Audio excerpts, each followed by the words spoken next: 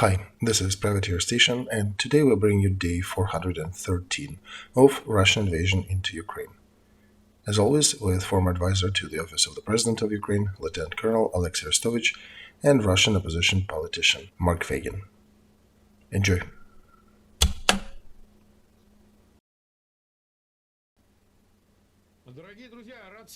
Dear friends, glad to see you all on Feygin Live. It is Wednesday, April 12th. Time is 5 minutes past 10 in Kiev, same time in Moscow. I apologize, we've been a little late with the previous stream, and today we're doing the one as usual, day 413 with Olexiy Arestovych. Good evening. Good evening, guys. 94,000 is already with us, 24,000 click the like button. The usual ask, please continue sharing that stream in your social media, in your discussion boards, in the forums, other places where you talk, discuss politics. Forward it to people who need to see that in direct messages, and of course subscribe to Feygin Live if you have not done that yet, and to Olexiy Arestovych, and to the Privateer Station if you are listening or watching that in English language. And let us start. Today we have a pretty dramatic beginning. The first news before we go to the map. We need to go and discuss the news related to atrocities done against Ukrainian military. That was published online by CNN, and Ukrainian military also asked not to share it too profusely.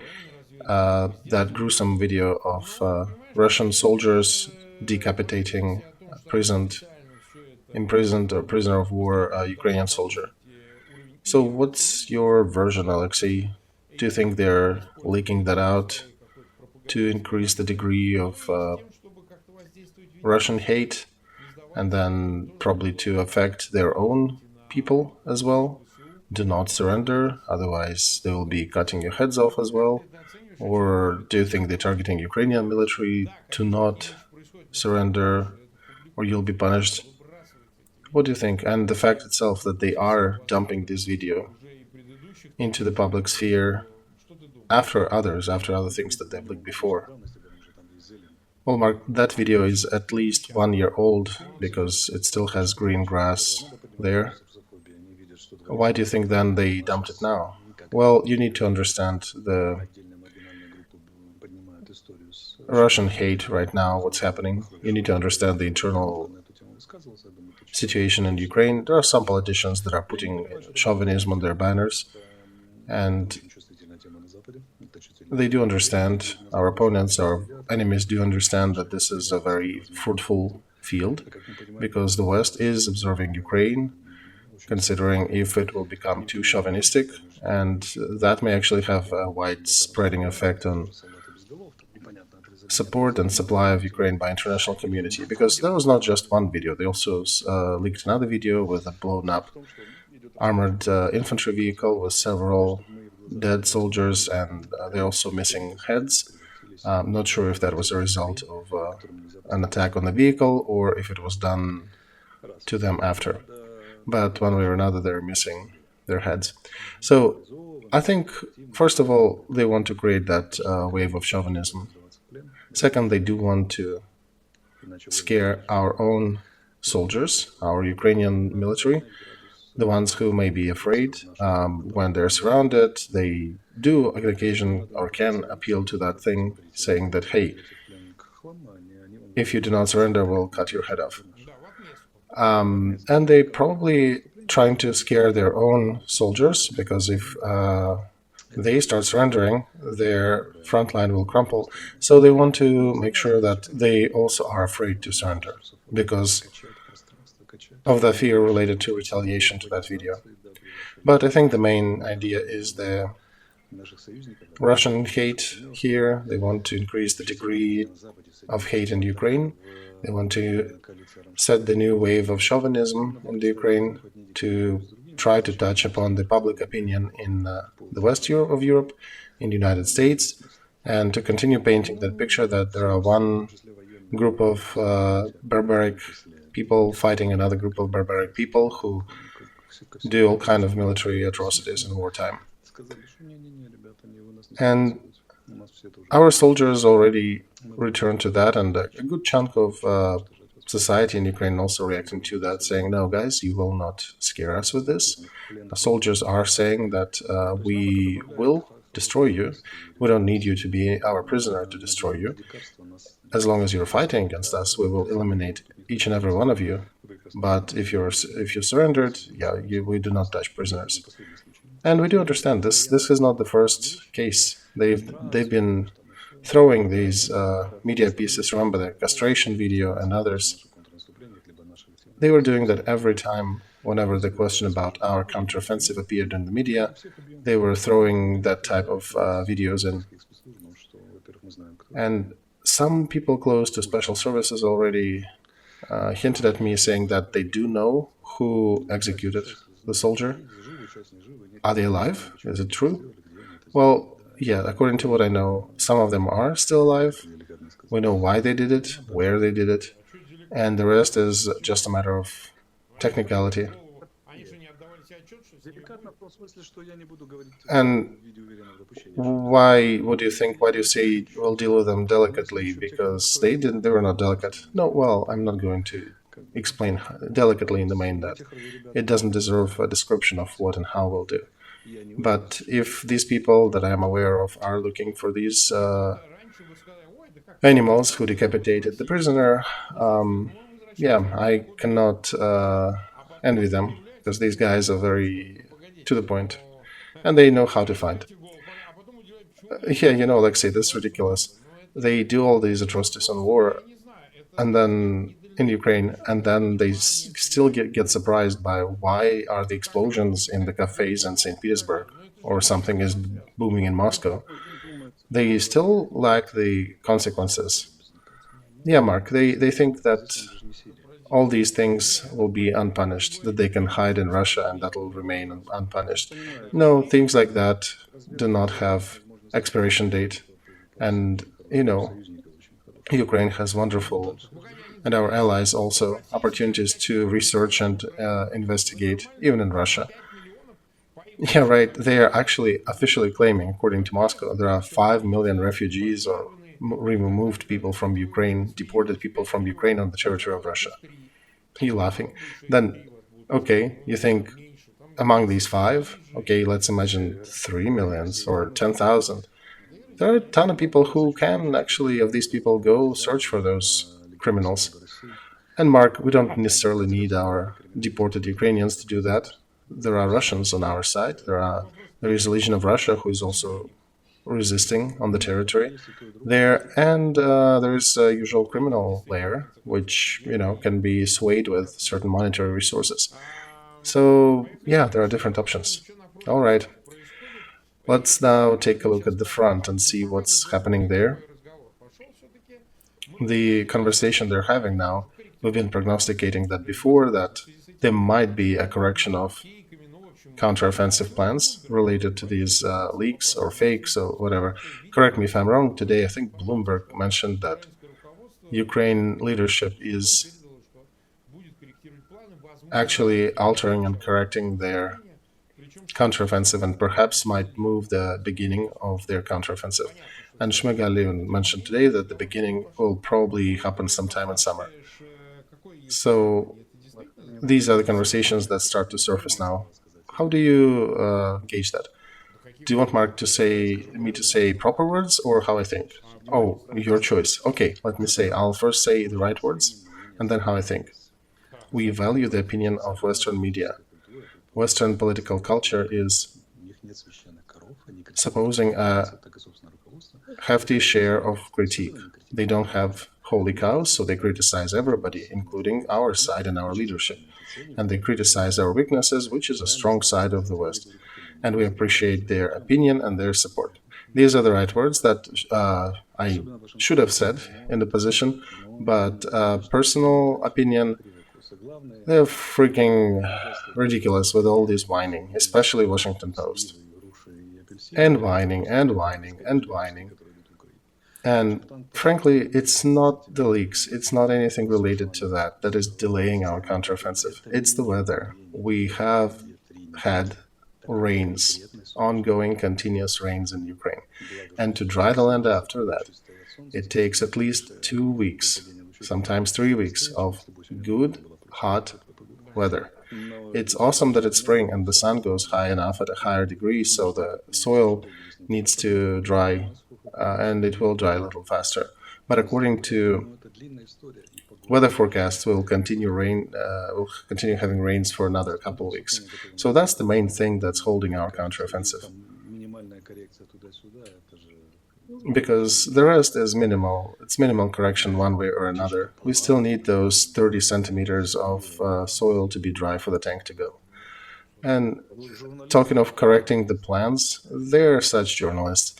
It's not too big of a deal to correct a motion for the counteroffensive. Slightly to the left, slightly to the right. That's not a big deal. All right. You know, by the way, Mark, what in reality, or how it is to change the counteroffensive. Imagine the freight train loaded to the brim with something heavy, with gravel and soil and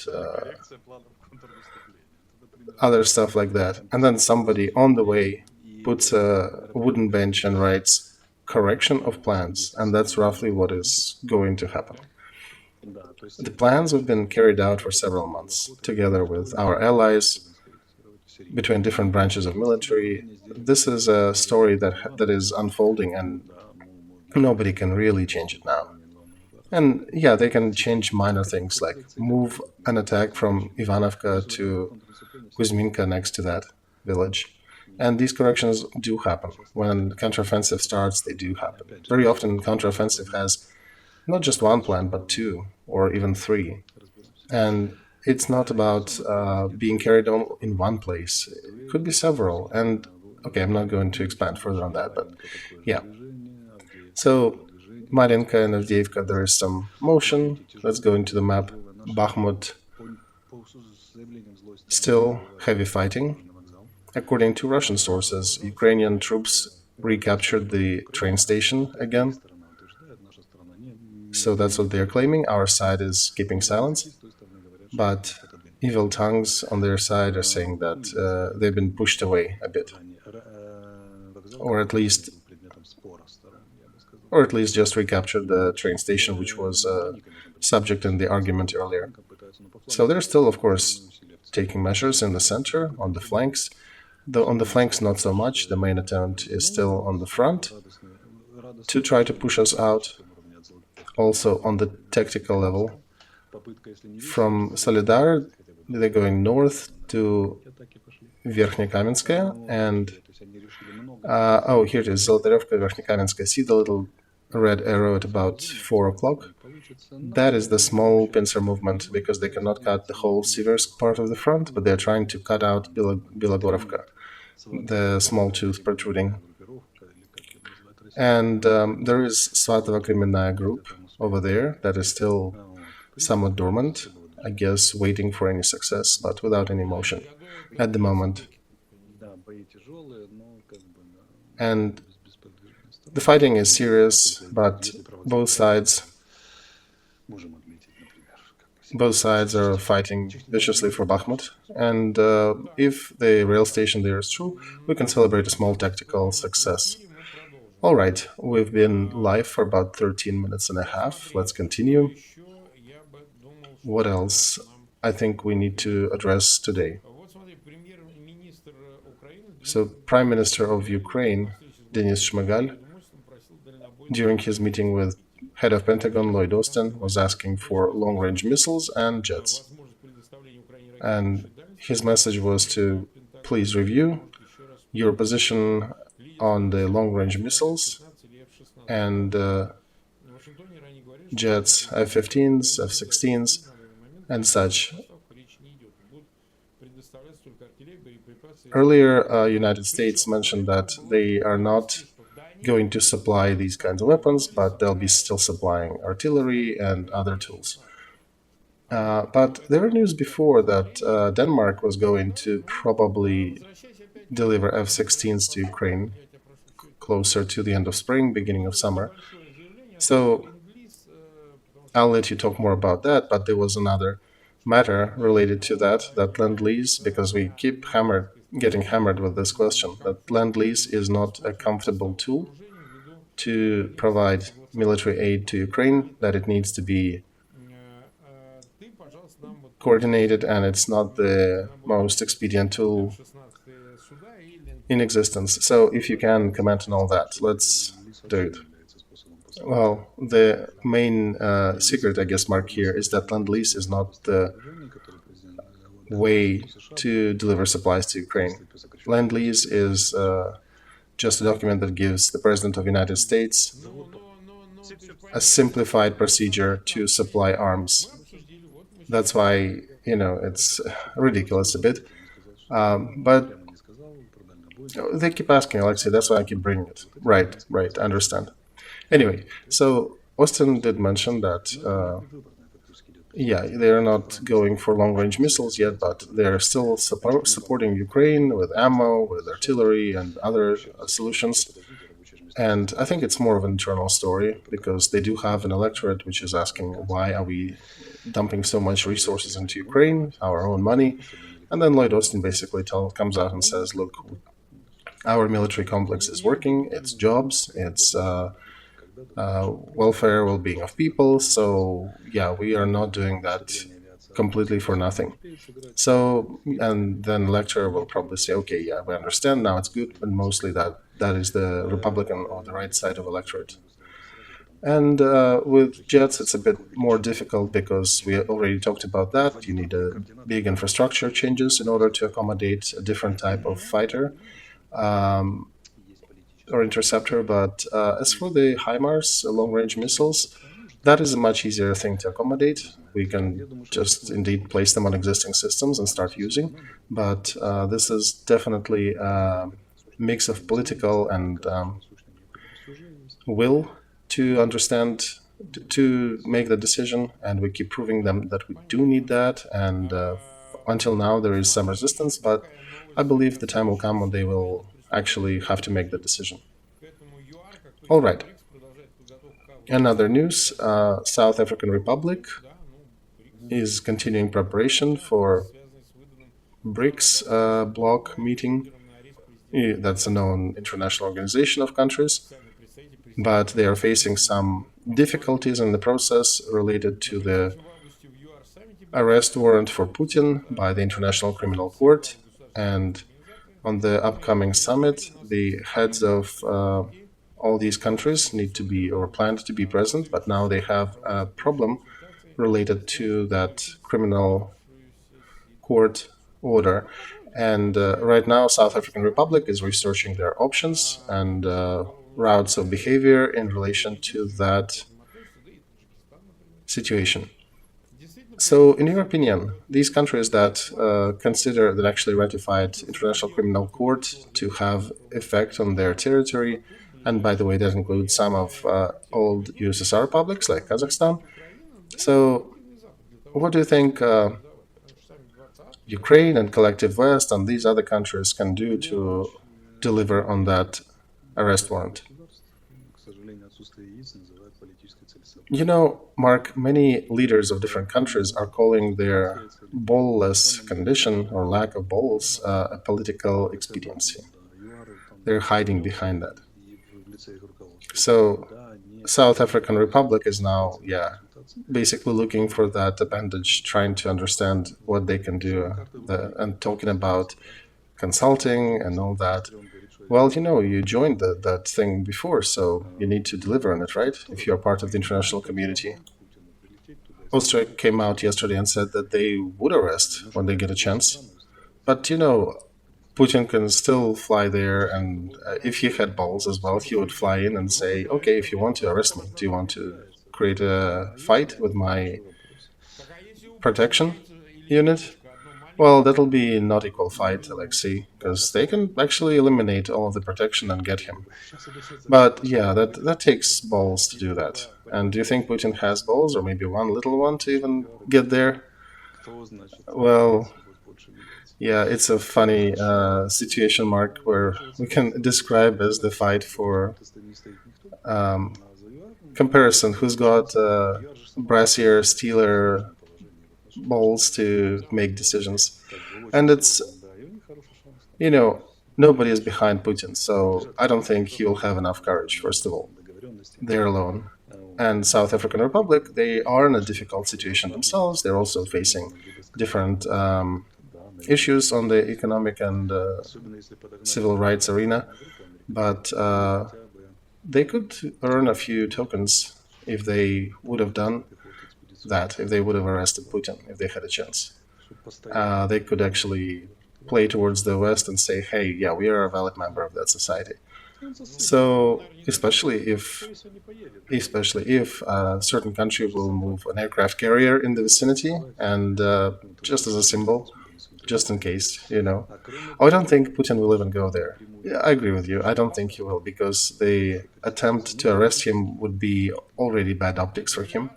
And also, one needs to understand that he cannot reach that destination easy, because you need to definitely transfer somewhere. You need to land somewhere en route. You mean refuel, right? Because direct flight is pretty far, so he'll need to land somewhere, and then where? And how would the international community react to the country that allows him to land and refuel? Well, he can land in Central African Republic, right, in the Wagner fighting grounds. Okay, maybe that, but how will he get there? Through Turkey? Through a NATO country?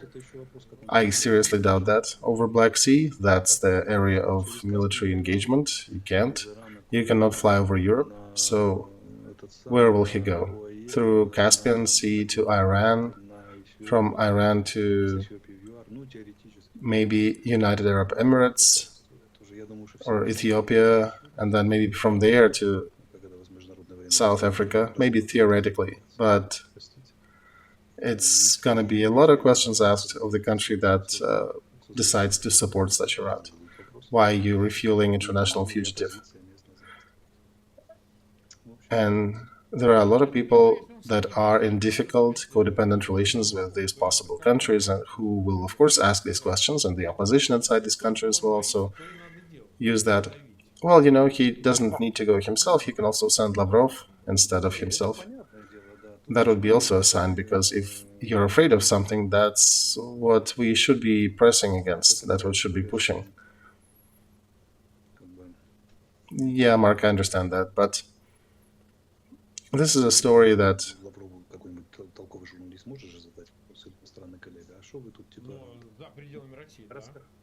Lavrov would not be able to,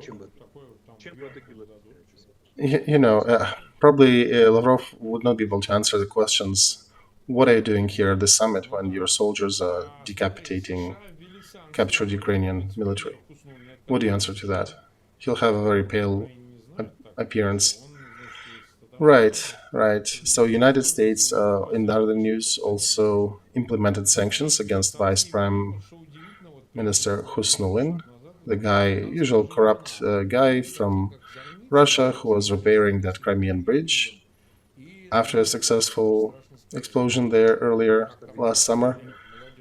And they also included youth army. I guess it's a mix of something between like pioneers and Hitler Jugend, except for those who are idea driven. And these guys, I'm not quite sure what they're driven. That organization in Russia, they may have very different concept of what they're doing. Something questionable, like in Neverland. But so this organization in Russia was also sanctioned against. And they also, by the way, Mark, sanctioned a Chinese company that delivered satellite imagery to Russia. True. But do you think that sanctions campaign slowed down over the last several months? We have not heard loud announcements or loud new sanctions. No, Mark, they're still doing it. That's the thing. Remember, last time they said that they will concentrate on closing all the loopholes, and they're still closing them. They need to do that, analyze if they actually did, if it works. Perhaps there'll be new loopholes that they need to address. It's the West. They're always slow and sad in their process, but very dedicated. That's the strong part of it.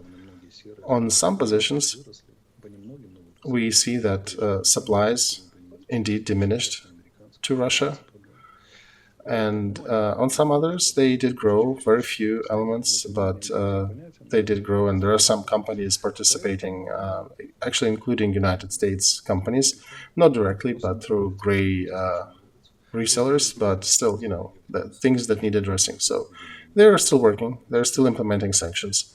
It's just there are no loud and something to announce big ones, but those are already implemented. So now it's just the cleanup work.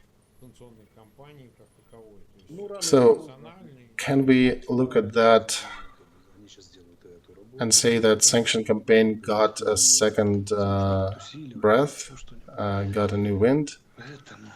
I think they will get that. They'll sooner or later conclude that current stage and then go to the next one and maybe make another sanction stronger, and they'll announce it. But it's a long story. It is a slow mill. It mills very slow but very steady. 232,000 are watching us on our channel. Not sure how many are watching on Alexei's. 34, Mark. 34. Okay. 74,000 click the like button. Okay, yeah, the usual message of Olexiy. He's disappearing from the screen. And how many do we have? Oh, 22. Okay, 74 plus 22. I see the likes are growing. Okay, thank you guys. Do not forget, that's important. Please click that button. And it is important that you do subscribe if you haven't done that yet. Especially on Feygin Live, we are trying to get over 2,090,000 subscribers, and of course to the channel of Olexiy Arestovych. And to the privateer station, if you are watching that in English and have not subscribed yet. Okay, another thing we should probably talk about. It's sort of the pandemic now there, the preparation for the 9th of May celebration, the victory of the Second World War. In Sevastopol, the leadership already signed that in Crimea to not do any celebrations, and they referring to security concerns, to not hold any meetings, any public gatherings. And then Kursk and Belgorod regions also came out with similar initiatives saying that there'll be no 9th of May celebrations. And one of the businessmen in Kiev also announced an award of $500,000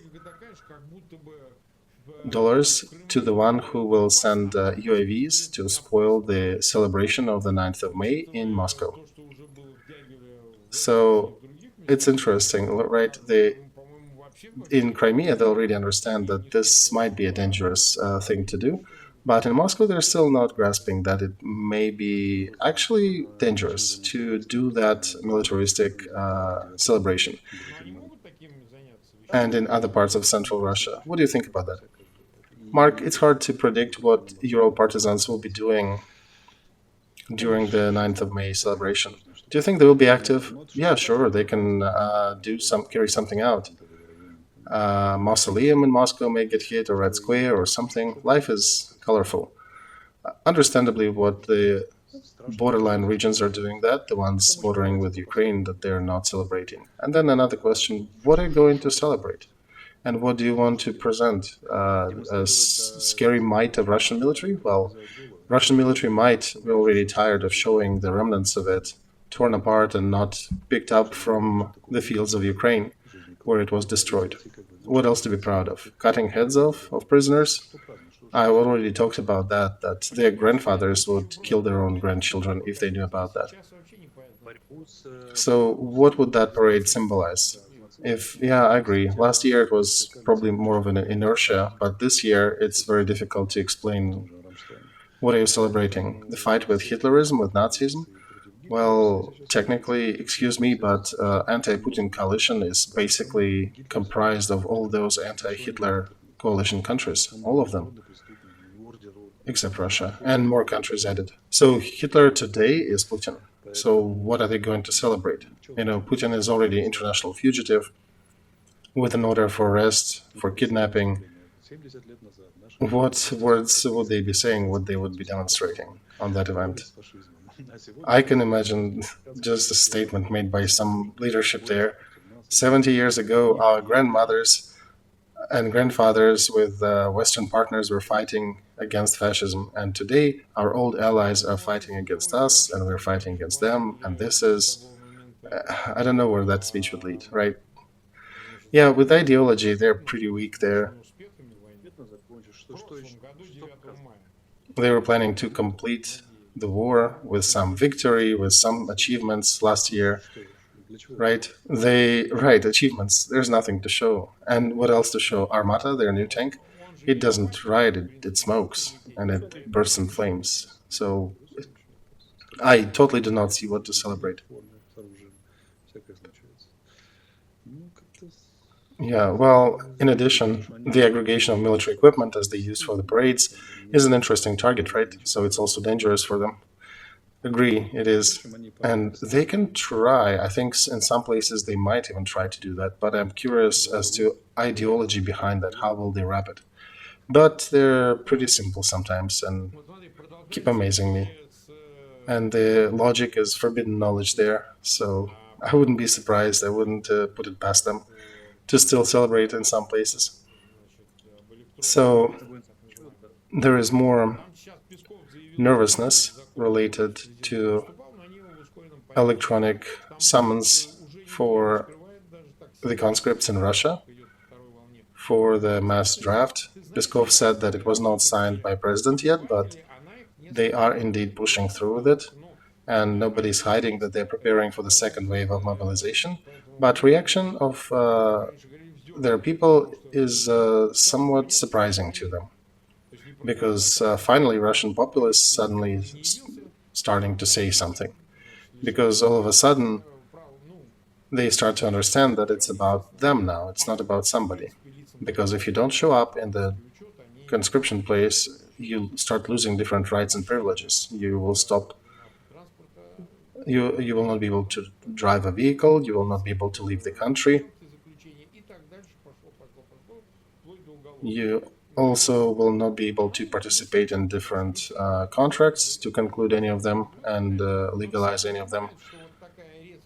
And it escalates up to criminal responsibility for that action. So people are starting to hum.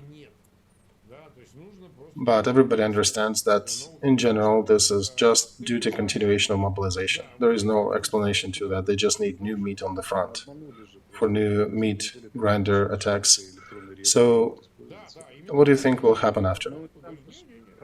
Well, they also deceived their own people, because 2 weeks before adoption of that law in the lower chamber, they said that they're not going to, and they did. Yeah, I think the legal problem is that they basically eliminate the presumption of non-guilt. You are considered to be guilty even if you have not installed that app. If you have not looked in your dashboard, you are already guilty if the message was sent to you according to their data. So yeah, they're finishing off. They're just finishing off the remnants of Russian law with that order. And somebody calculated, said it'll one way or another touch over 50 million people in the country. Right, all the male population, pretty much. And all these liberal attempts to flee to Georgia and Kazakhstan and other places, sooner or later they should have come to an end. And the thing is that Russian army is going into offensive in a way where they lose so many people that they need to restock that. And if there'll be a successful counter-offensive results, they will have to plug the holes with somebody. And you basically need these people to plug that and to somehow force. Why do you need to force them to go to the war? Because they won't go otherwise, because they understand there'll be easy meat there and they'll die soon. In Africa, they actually did similar experimentation, but then they realized unfruitful attempt because of the pushback of populace. Right. So what they did in Russia, they first tried to remove the button to unregister or to delete the app from the phone. No, you can't. They blocked that. You, even if you are in coma in a hospital and you got the message, you're still becoming a criminal. When you wake, you might be already in jail or facing jail. So yeah, they're just escalating that. And I'm getting a lot of questions from the audience. What can I do? And I had to answer that same question as a lawyer. Well, maneuver. I'd suggest Mark they should maneuver, try not to get caught, run, flee from the country. That's probably the last opportunity. Never ever show up to the drafting point because the moment you do, you're meat. You're just going to die there. And one needs to understand that those people who will be drafted this time will be totally lacking any preparation, any proper preparedness for the war. They'll be just thrown as plugins into the holes in the front. So even in this regard, the chances of new draftees become very low for survival. And they'll be just throwing them into the areas where Ukraine will be breaking the front line. And now there is also adding that with the seasonal draft, right? So they will be joining as well, those 18-year-olds, because now they allowed them to sign the contract only 3 months after the draft. So yeah, they're preparing. You think it's connected to counteroffensive? Absolutely. It absolutely is. And look, we talked about that, but this is the truth that still deserves a repetition. Why they were pushing all that in winter? The main goal was to reclaim the strategic initiative, that they are picking the target and we're only defending, and they failed. Now it's our task to take strategic initiative, and we do have a good chance to do that. And if we capture that initiative, then Kremlin side will not be able to get this initiative back. No mobilization or anything will support them. They're already out of their old equipment. They'll only have rifle detachments with some old rifles, and that's all they can do. And that means that they'll have to revert to very weak defense, very passive defense, and at that point they become meat patty, and we become a hunter who just chooses how to eat it, where to bite it.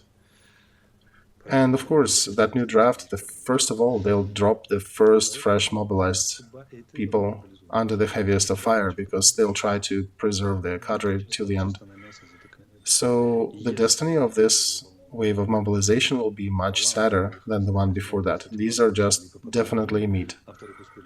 If the first wave was at least split 50-50, and the first half was sent to plug in the front, and they died en masse and got captured en masse, and the other part was prepared somewhat in 2 or 3 months. They came there and refitted the cadre detachments with them. These guys will be sent immediately to the front, and also adding the usual mandatory draft people, young of age and very inexperienced. So they're just throwing everything and the sink. So the only way is to flee. I don't see any other way. I don't see any other alternative. If you want to survive, you need to evade that whole ordeal. All right. And another news, I think it's Belarus Ministry of Foreign Affairs coming out saying that they suggest immediate truce on the front and to come out and sit down at the table and negotiate. Such repetitive stubbornness in sending that message. It's almost, that universal sign about abuse that is being taught to girls around the world, that they are being captured and being abused by whoever is with them. So it seems like Belarus just keeps waving that signal because Lukashenko is indeed hurting everywhere, apparently. Here's an answer here's our soldiers sending a message today to Russians about the peace deal. Yeah, the peace deal will happen. The peace will happen when you idiots will all be dead and be gone from our territory. and FU. So, why do you think, yeah, understand, why do you think Lukashenko came out with his message though? Well, he probably was asked. And I think Russia asked different ones: China, Iran, Turkey, Hungary, but it's only Lukashenko who's at their exact disposition to come out and bleat these things. So, on the background of them cutting the head of Ukrainian soldier, all these bleatings about peace deals look weird. So they're idiots, you know. Our army was motivated already to defend our land and our families, but now it is super motivated after that leak. Now they're indeed want to finish off their enemy. So yeah, it's the land of uncalculated consequences. And even the ones who've been tired, who were thinking about going home and rotating, they're saying that, no, I'll take rest after we're done with kicking them out. All right, we've been live for about 41 minutes. We have 256,000 watching us live on Feygin Live. Over 100,000 click the like button. We thank all the viewers for being with us, and there is one last piece of news. Not even a news, but information or announcement we wanted to ask your opinion about. I think it's the Bukvi publication in their Facebook published some pictures that a 23-year-old Dmitro got 70% skin burns. So usually people die. This one survived. They usually go through the very difficult rehabilitation course. We do want to support him. That's why we want to ask for his contacts. Whoever knows this person, send us information about him so we can send some proceeds from our store that we have accumulated. And we did want to support this young fella because rehabilitation will be long and painful. And we just want to make sure that we have the right bank account data for him so we can send directly support. And we'll also publish his information here so you guys can support the victims directly. I know some people are telling me I already have a ton of t-shirts and mugs from you guys. Can I just send money directly to the victims that I want to support? So we understand. We will publish that information. So whoever knows him, please send us the data. So in the next stream, I think Saturday, right? Saturday, yes. We'll make it public, and we hopefully will be able to help Dmitry. Again, thank you very much. Do not forget to click subscribe button to Feygin Live, Olexiy Arestovych, and Privateer Station, and see you on Saturday as we planned. Goodbye, Olexiy. Goodbye, everybody.